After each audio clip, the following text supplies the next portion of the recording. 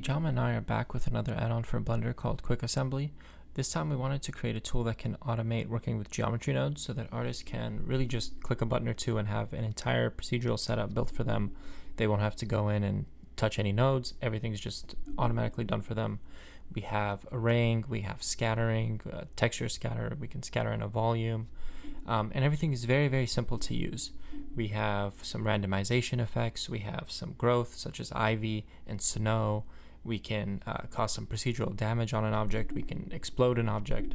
We have a bunch of little tools that can help you basically assemble your scene in no time, and everything will be very fast because it's all instanced thanks to geometry nodes. So let's start at the bottom here with noise displacement. So we select an object, press the noise displacement button here, and it's going to apply a very simple Blender texture noise on to displace the points. So it doesn't come subdivided, so you can either do the subdivision yourself, or you can actually use the settings in here like subdivision level, set that to get some more detail, and then you can also turn on use voxel, and then you're going to have to play with some of these points, some of these settings here to get it right. Let's actually set the amount to 0 so you can see what we're doing. So we can voxelize it, or we can just subdivide it. And now you have the noise settings, which is just the intensity, you have the scale, the detail, roughness, all the usual stuff, distortion. So this is really good to just add a little bit of detail, and it's convenient that the subdivision is included. The other displacement we have is texture displacement. So once you do that, a image browser is going to pop up. You can select some type of displacement texture, and this will do a displacement based off that image. You might have to increase your subdivision levels. So the cool thing about this is it actually is triplanar. So as you can see here, it's applying to everything, and it doesn't matter if it had UVs or not. It'll just it'll still work. Fall off is a setting that I will show you in the next demo, but here you just have all the usual stuff again. You can change the mapping here and see it works just like triplanar settings do in the shader editor. So now I'm going to do the texture displacement on this plane. I'm going to choose some kind of landscape displacement, like a mountain. Wait for it to load. So we are going to need to add some subdivision right away. So like you saw on the cube in the previous example, and here, when you have fall off to 1, it's basically not going to, it's just going to do the displacement based off what is in the texture, and that's what you want when you're trying to do any type of triplanar thing. But for a landscape, depending on the type of texture you have, you might want the edges to not be displaced. You know, you just want it kind of in the middle. So that's what this does. It just does like a gradient fall off from the middle to the edges, so that all the edges are going to be flat, which is usually what you want for the landscape displacement. So then we have all this usual settings, all the same stuff, and you can move it as I showed. So that's just the fall off that you need to keep in mind when you're trying to displace a landscape. If you select any number of objects, make sure that one is active. You can click on Randomizer, and that's going to basically hide all of the objects you just selected and import them into like a new plane here. And what this is going to do is allow you to just randomize the position, the rotation, the scale in all axes. You have your seed. And this is basically like using the built-in randomized transform that Blender has. It has basically all the same settings, except we added the snap rotation to 90 degrees. But the main thing is that everything in this is an instance, so it's extremely fast, whereas with the built-in Blender way, it's just impossible to use on any type of real geometry. But with QuickAssembly, this is all instant. So far you guys have seen me select an object and then press the button to apply the assembly. There's two other ways to do things. You can select a source and then a target. We'll get into that a little bit later. The other one is this collection one. So for that one, you're going to want your objects in a collection. So let's just do that. So So this is now in a collection. So we are going to, it doesn't matter what object you select, you want to make sure that your collection is selected. And then you'll click Randomizer Collection. Now again, geometry nodes, it has a lot of issues. When you use the collection ones, it will be blank. So you just have to press literally any of these. Just change a setting and the geometry will appear. So now what this has done is everything that's in this collection is going to be the thing that's randomized. So you can at any point go into test here. Let's create a new thing. Let's create another thing, and it's going to all, let's move this in here. So even though this is all hidden, it's going to pop up in the randomize position tool, and you'll have all the settings here.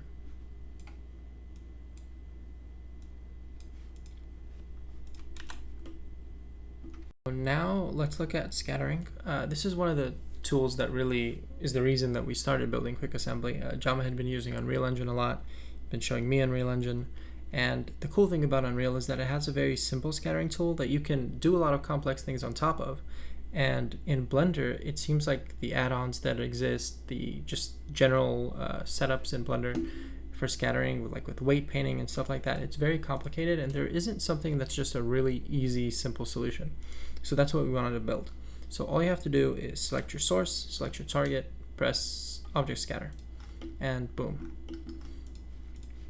So you can adjust the copies by the density max. If you want to limit some of the overlapping, you just want to increase the density min. As geometry nodes improves and adds more options, we'll try and automate a lot of these things, but for now you just have to change these sliders. You have global rotation in case you have some kind of orientation issue with your initial source, you want to change it. Random rotation, so for rocks let's probably do very little here. This one is around Z, so we want a lot of that. There we go, looking nice. So scale, then we have the minimum scale, the maximum scale. We have the seed. We have the seed of the rotation. And this is honestly already nice with just a few settings, and it's fast to do. You know, this is what you need 80–90% of the time. So that's what this tool is all about. Now let me show you the other thing. So by default, if you take this target object that you have and you scale it down, the rocks are going to be the same size. Let me actually change this a little bit, because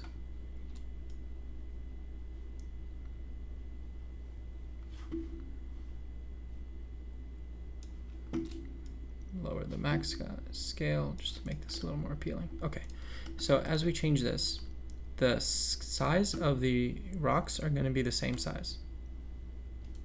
If you go in here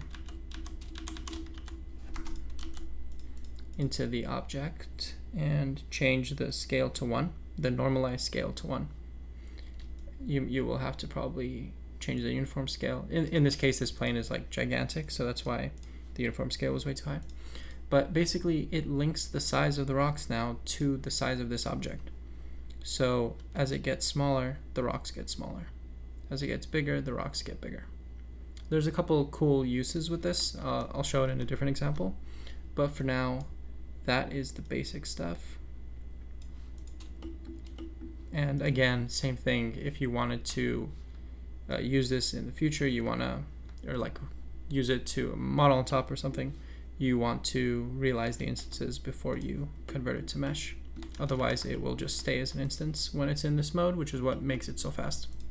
So we went over this object scatter, which is just kind of a blanket random scatter. And sometimes I would say usually you actually want an 80–20 type of distribution. You don't want that just pure randomness. So we have an option here. If you select the source, select the target, you press texture scatter. And this is going to scatter based on a texture. So I'm just going to choose something kind of totally random. And here we have it scattering off the texture. So let's just lower the density, increase the min here. So now you get a bunch of objects that kind of it's just going off of that texture. So we can scale that texture. Something like this really is already more appealing. Let's change it to that. Let's try, there we go, yeah. And then clamp can just, is just gonna crunch the values down. See, so something like this, you can't get this just with a regular scatter. So this is already very useful. And of course we have our same random rotation, all of our scale stuff.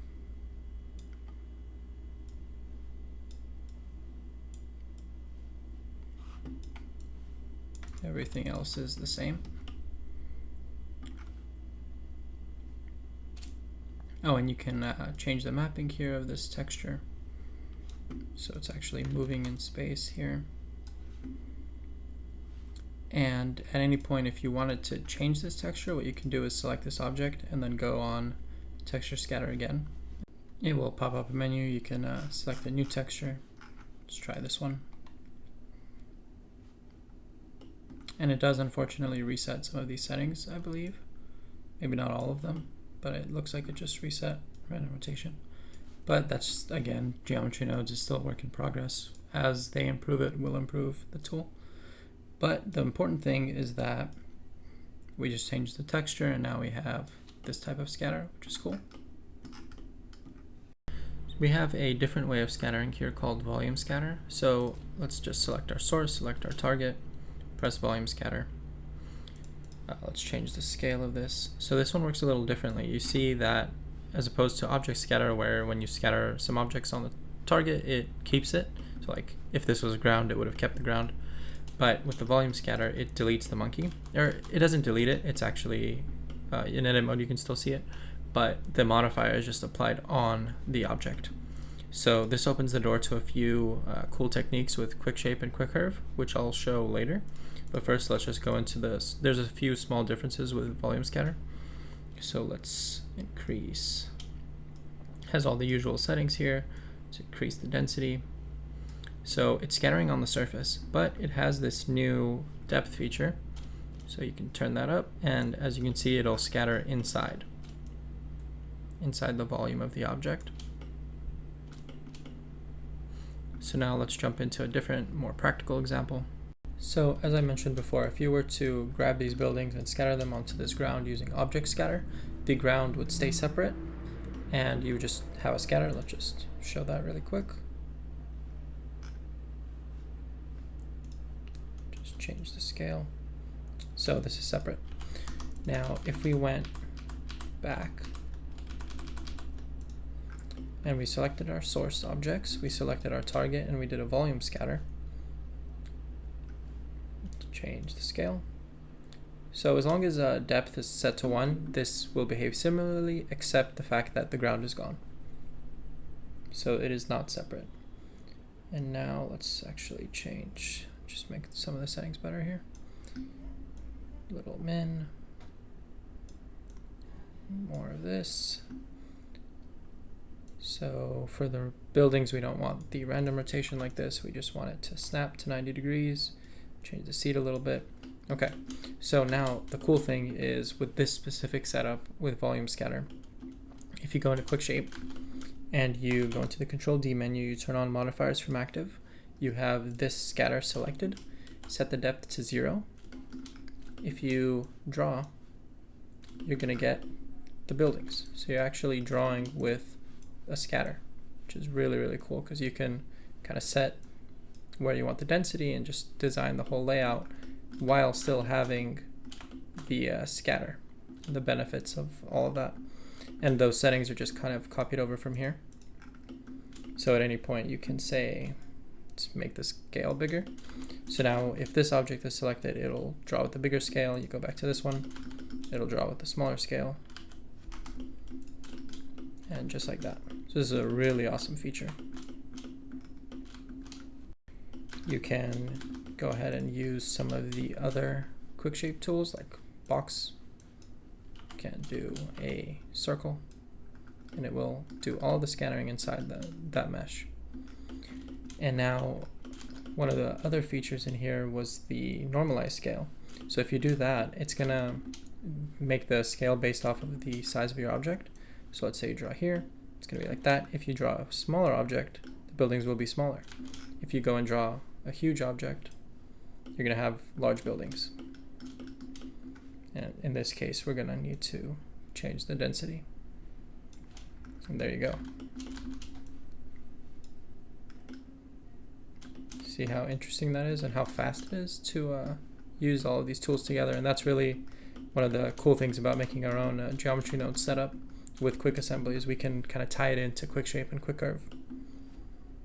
So let's take a look at the object scatter collection. So this is going to take these objects that are in a collection. So you're going to select the collection name first, and then you're going to select the target. You don't have to hold shift or anything. It's just that the collection has to be active, and then you have to select the target object. Click Object Scatter Collection. And now, as I mentioned, with the collections, you have to just change a setting in order to see it. So now we've got the scatter going. Let's change the scale. Align rotation. Yeah, we want it aligned even more. Change the minimum scale here. Nice. Let's do a bunch more. So right now, it's kind of choosing at random between these two. So you have some of the grass and some of the flowers.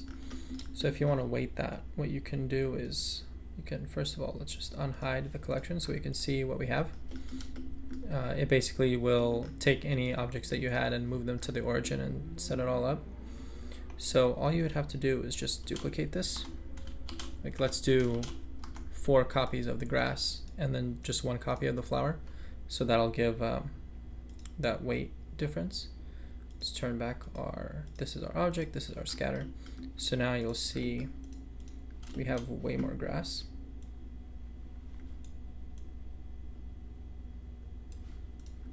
See that? And so you can go back in and change this stuff at any time. So the object, the ones with collection are kind of a little bit more procedural. You can go in and add something in there if you wanted.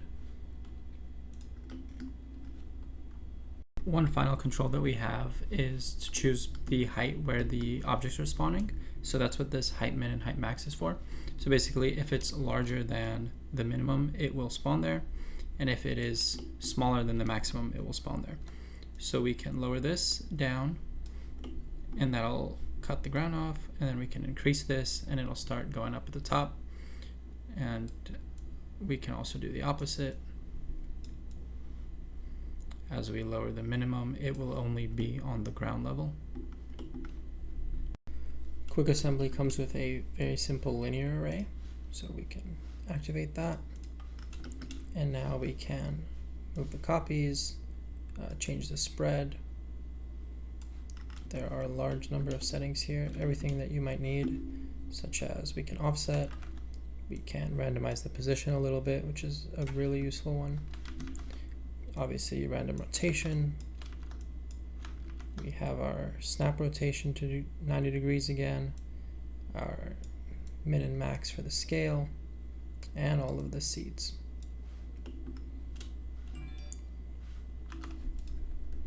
Let's go back to turn this off. We have radial array, which will have a controllable radius here. You can actually do multiple rings. That's nice. Change the copies. Random position as well. And all of the same settings. Brick array is a variation of linear array, so let's turn this on. Let me actually show you in solid mode first. So it's just gonna have the copies in this one in brick array. It's gonna be spaced automatically, so everything's kind of aligned for you. Then let's go ahead and increase this, and then the new feature that this one has is the brick offset. So by default, this is what you would get from linear array, and then this brick just gives you the opportunity to do something like this, which is very nice for any type of walls. And then let me just show you really quick. If you are trying to use this with quick texture, you might get your array to be on top of the UV. So you want to move that, and then you want to make sure the instance is on so that you'll get the real-time texturing going on.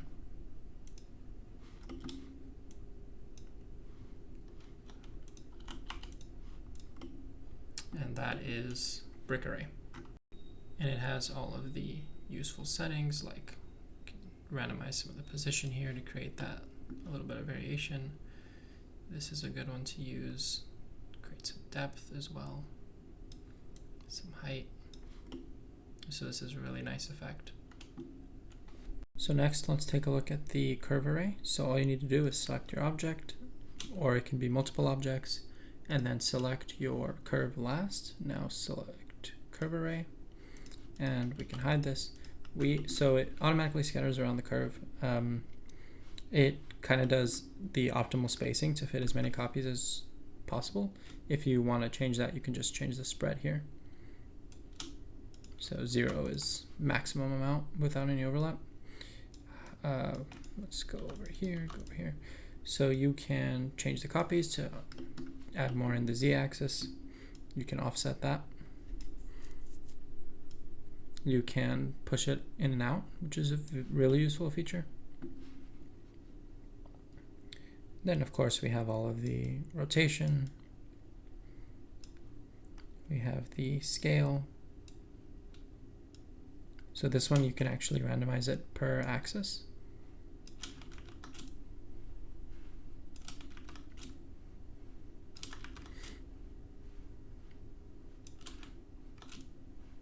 See that? So you turn it up here, and then that random scale is like a multiplier.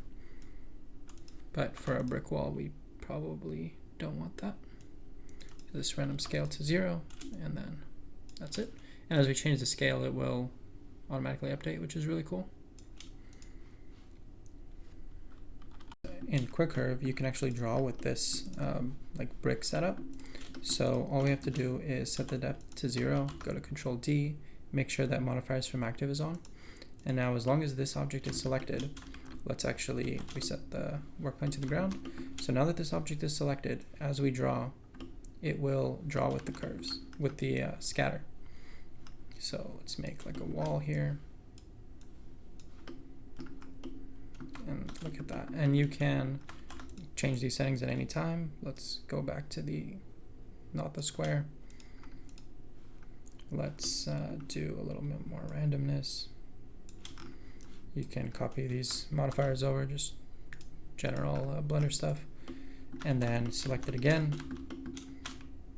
Quick Curve, let's draw a semicircle one.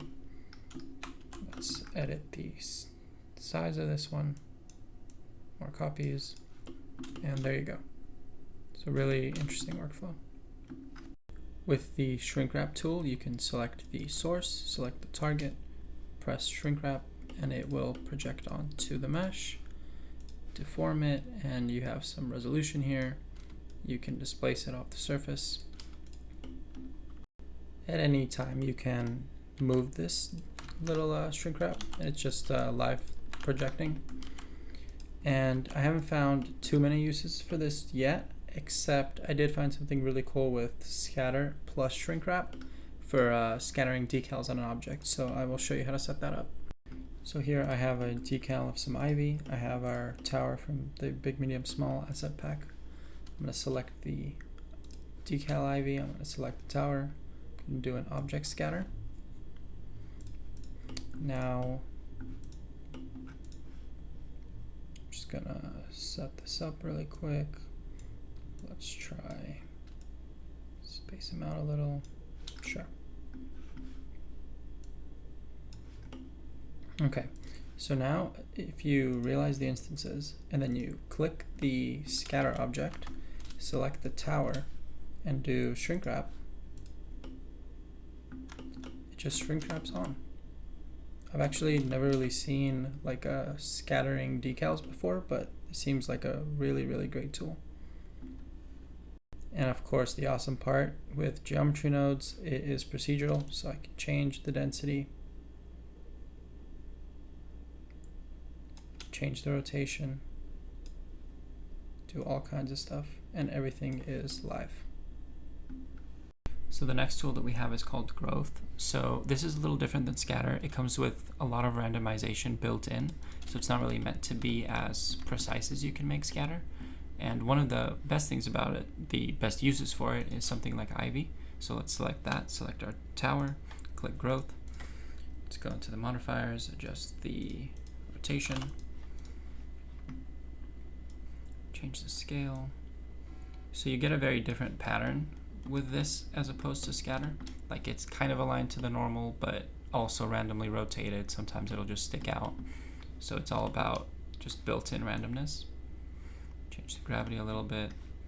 We can increase the resolution here.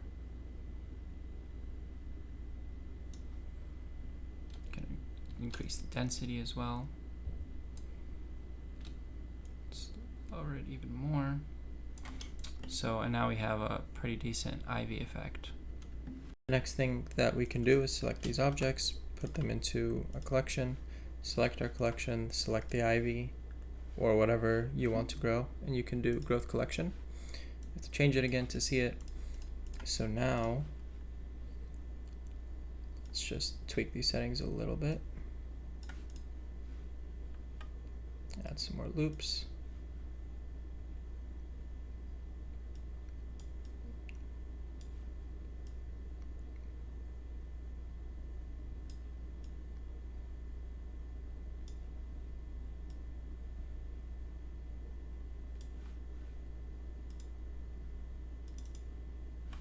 Okay, a little bit smaller. So let's say we've got some towers with Ivy here. You have to move it and then undo, just because of geometry nodes with the groups. But once you do that, you will now have a live object. So you can see as you move it, it kind of connects. So there's a setting in here called width. So this will like look for a maximum length to connect them with. So this is really cool. You can go ahead and move it and you'll see it starts to grow. And again here, whatever you draw in this collection or whatever you have will just automatically grow with that distance. You can add a simple snow effect by selecting an object and pressing snow. You've got some nice settings in here to just change the coverage, like how deep into the normal does it look, basically. The density of the snow, the voxel size, basically the resolution, how puffy it is,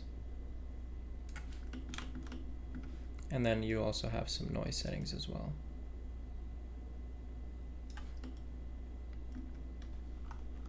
Just like some of the previous tools, we also have a snow collection. So you select the collection, press snow, change the setting a little bit, and now everything in here, again, Control Z to see the updates, everything in here will automatically get snow. So no matter how many objects that you add, it's very cool. We have a spikes tool here, which can, for example, be used to make icicles. So you select your snow, select spikes. Let's change some initial settings. Coverage is a big one. Where's coverage? Scatter angle is what this one is called. So this is basically just going to determine where it'll actually scatter. Let's change the radius, make it a cone. You can also do like cylinders or something like this if you're using it for something other than icicles. We want it to go down because it's icicles. More dense. Let's make it longer.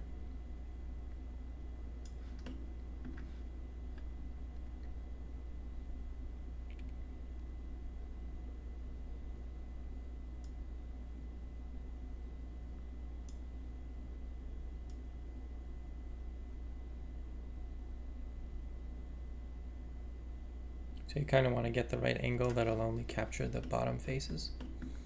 And then if you just want more points, you would just do more density. There we go.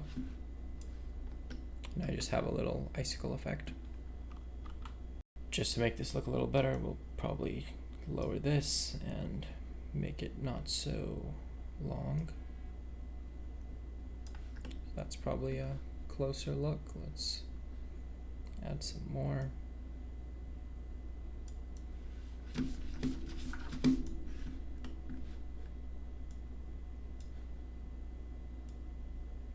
There we go. Now we're starting to get a nice icicle look. So keeping on with some of the more like specific effects, like snow and spikes and ivy growth, we have a damage. So all this is just going to one click mess up some of your edges on your object. As you lower the strength, it will kind of smooth out the damaged areas. Just add a little resolution, change the scale of the noise. And this is really nice if you're doing columns or anything like that. So it's great to combine the damage with the type of objects you get from QuickShape. So let's just say you drew some type of part, and then you just want to add some damage to it, add some wear and tear. This actually already looks pretty good. Just change the scale up a bit, maybe some more resolution. Yeah, so it just has some of this damage, this edge wear that you would like. We have a proxy tool that will just convert any object into an instance, and you can also change the slider in order to preview it as a proxy. So we've been covering some of the more specific tools that you maybe don't use in every scene, but this is something that you might use in a lot of scenes for concept art, and that is Exploder. Basically, it's going to convert it into a Voronoi mesh and just give you a bunch of options to destroy it. So let's just start here by tweaking some of this stuff. And it does depend on the geometry you have underneath. So that's something to keep in mind. But I have some cool things here like interior density, which will just like scatter it inside so that you have detail even if your object didn't. So now let's add some explosion. And again, this is very primitive because geometry nodes is very primitive, but there is still some interesting things to do here. And let's go ahead and add some rotation.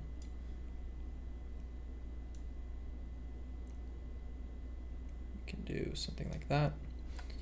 And you probably always want to keep your original, depending on what the situation is. Maybe it's like that.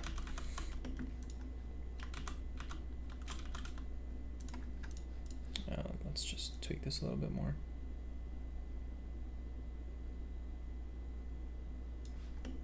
So maybe there was like some type of damage up here.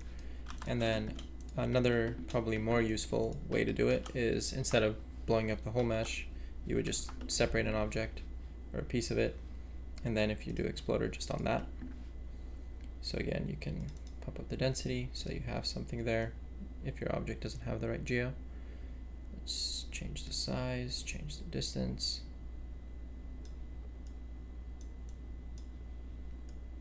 Extrude it up. Explode strength max. Let's again launch it up.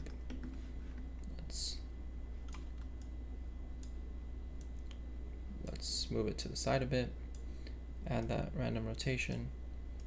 Change the scale. In this case, this doesn't have the UVs because of how I cut it out and what it took, but it is still quite useful. Let's maybe, just to make this better, let's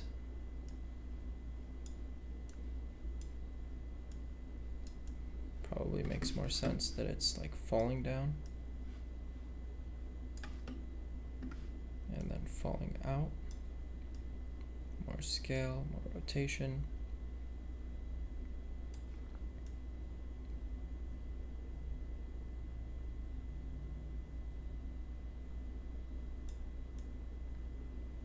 It's definitely rough, but it is, I think, pretty useful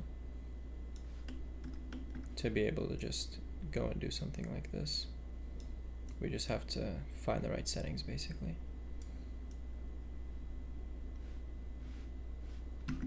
That's a little much. Let's lower the density.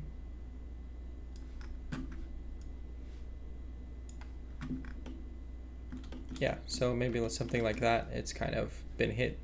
Maybe you just add some fire here or something and the geometry is falling apart.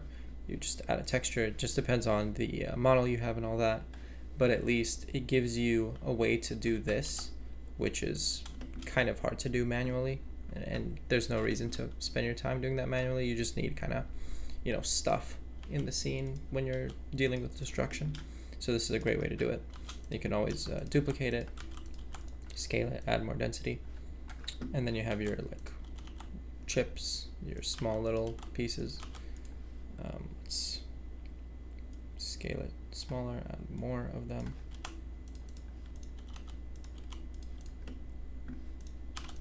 Yeah, so you just get something like that in 3D in a very quick way, which I think is useful.